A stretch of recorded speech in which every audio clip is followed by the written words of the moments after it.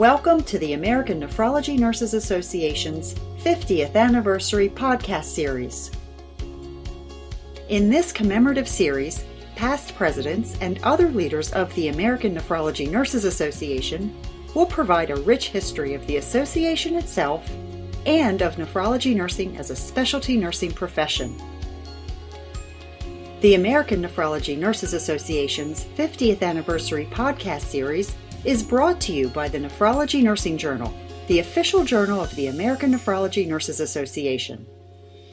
We are honored to present this episode, and we hope you enjoy these invaluable and enlightening nephrology nursing recollections. Hello, my name is Norma Gomez. I am a member of the Nephrology Nursing Journal Editorial Board and a past president of ANNA. Today it is my honor to interview Lynda, who is the current president of ANNA and is serving from 2018 to 2019. Lynda, I want to thank you for taking time to talk with us today about ANNA and nephrology nursing. Thank you, Norma. It's a pleasure to speak with you. So let's start at the beginning of your nephrology nursing career. What influenced you to become a nephrology nurse? Well, I finished nursing school in 1986, and that was a time when there wasn't a nursing shortage. And since there were no jobs in my hometown, I had to go to the big city, which was an hour away. The hospital hired 5 new nurses. 4 of them went to medical floors, and I went to a surgical floor. It was GU, GYN, and kidney transplant. So that was the very first time that I was introduced to nephrology nursing. And I must say it was fascinating because it was relatively new, and the immunosuppressant drugs were just coming out onto the market. And so it was something that I wanted to spend all my time with. And at the time, kidney transplants, of course, they still do it today, get specialed. So you spend every hour on the hour, you spend your time with just those patients. And so it was a real good learning opportunity for me about kidney transplantation.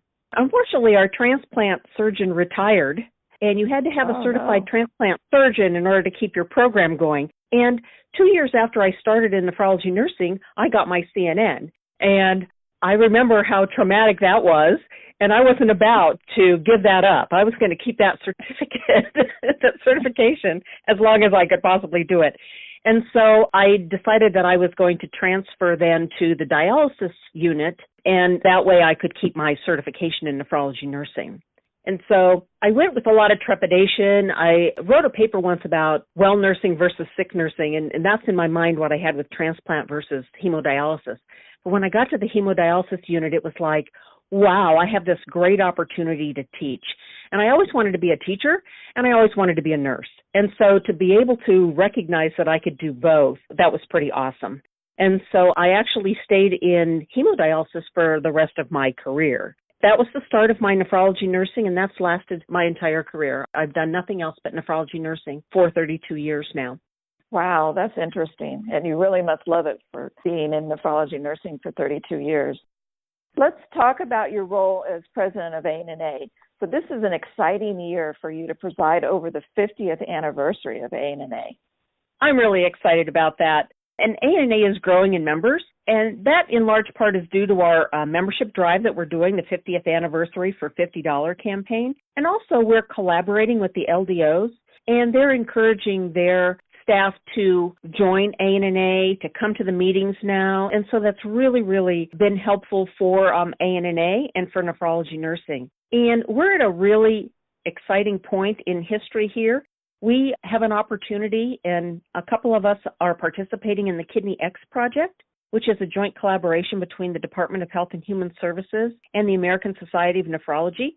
It's actually a contest to bring new products and devices in nephrology, get them fast-tracked into the FDA system, and get them out on the market. And so it's pretty exciting to be a part of that. And, we met with them a couple of times, and we said, hey, where are the nurses? And we need to have nephrology nurses there, too. And so they made that happen. So we're really excited about that. That's great. Really do need to have more nursing involved. So that's great that happened. So what's been the biggest challenge for nephrology nursing or ANNA during your presidency? Well, our biggest challenge for us this year has been the retirement of our executive director, Mike Cunningham. And that happened in January of this year. For 17 years, Mike's been our rock and cornerstone of ANNA. And, of course, as being a past president, his support and his direction to the board, his interactions with our members and our vendors was just invaluable. And it's really been difficult to find a replacement for him. We're still working on that actively. But that's probably been the biggest challenge. And for me personally, which is very sad that he left halfway through my term, because I really have a lot of respect for Mike and I really appreciated his support and his direction. So what has been the biggest advancement for nephrology nursing or ANNA during your presidency?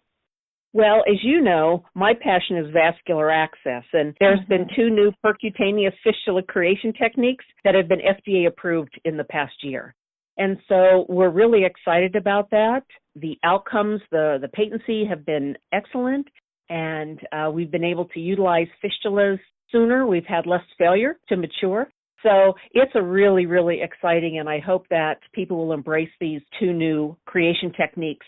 One of the nice things about them is that they can be taught to interventionalists, so we don't need surgeons as much as we've needed them in the past. So this is really, really exciting to me.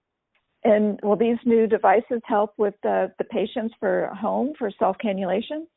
Well, it helps develop fistulas, and they're non-invasive. So there's no surgical scars. There's none of that healing that takes place. They have a Band-Aid or 2 Band-Aids, and that's it. So it's going to be different for us to be able to recognize where's the anastomosis, because you're not going to see that ugly scar on somebody's arm anymore.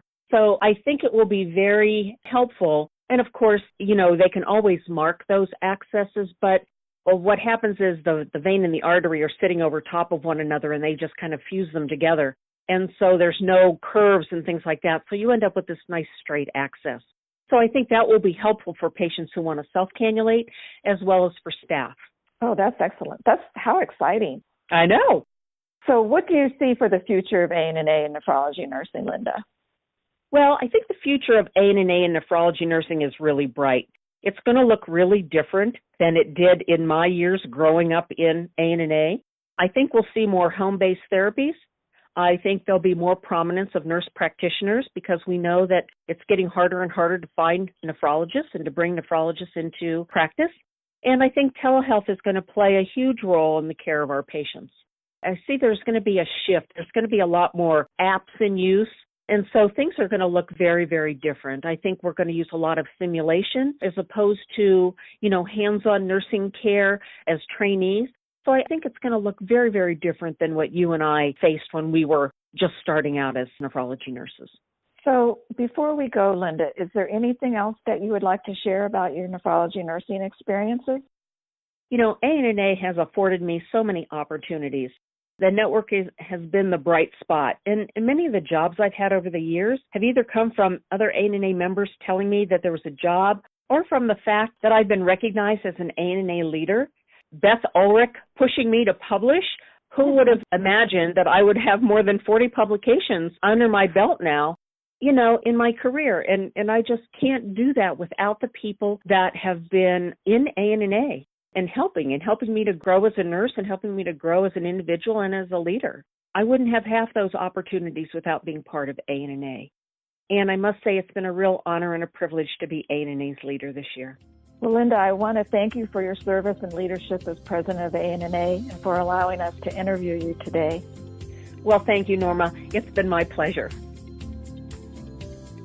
The American Nephrology Nurses Association's 50th anniversary podcast series is brought to you by the Nephrology Nursing Journal, the official journal of the American Nephrology Nurses Association.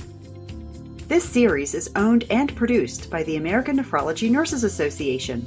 All rights reserved. No portion of this podcast may be used without written permission.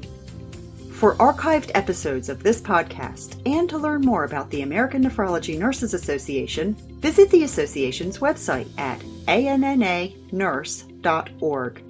You can also subscribe to this podcast on iTunes, Google Play Music, Spotify, Stitcher, TuneIn Radio, our hosting site Spreaker, and other various podcast delivery services.